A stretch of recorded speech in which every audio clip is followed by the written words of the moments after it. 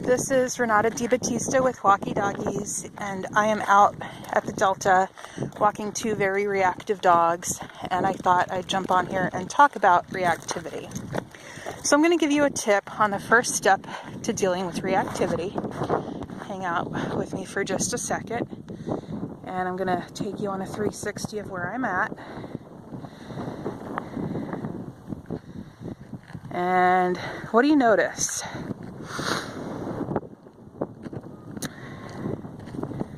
What do you notice? I'll give you a hint. There's nothing around. There's nothing here for the dogs to react to. Stop letting your dogs practice reactivity. If you want it to get better, they've got to stop rehearsing the behavior. So, no dogs, no bikes, no cars, no people. And what do you notice about these two dogs? They're not reacting to anything. Obviously, it goes deeper than that, but that's the very first step. If you have dogs that bark and lunge, don't take them places where they practice. So I also wanted to let you guys know, reactivity comes from emotion. Extreme fear, extreme anxiety, or on the other end of the spectrum, extreme excitement and happiness. And so you can train it, but it comes from an emotion. It's not because your dog is being a jerk. It's not really something they can control. It's their emotion. So we have to show them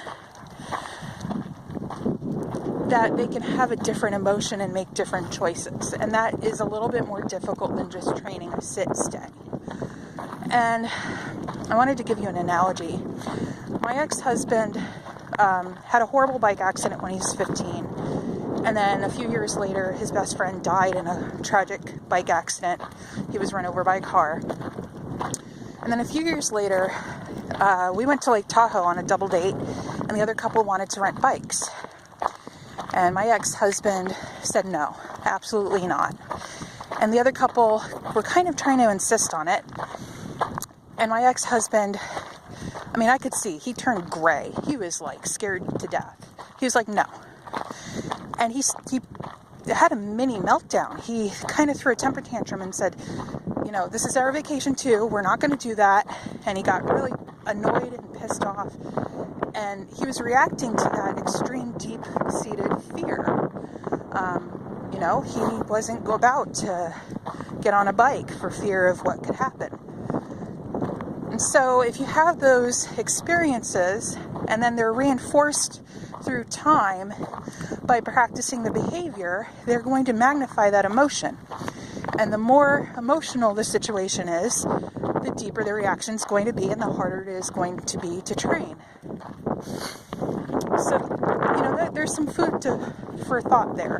When you're talking and thinking about your dog's reactivity, where is this really coming from? Is your dog scared to death because they've been attacked? Is your dog super excited and pulling to greet?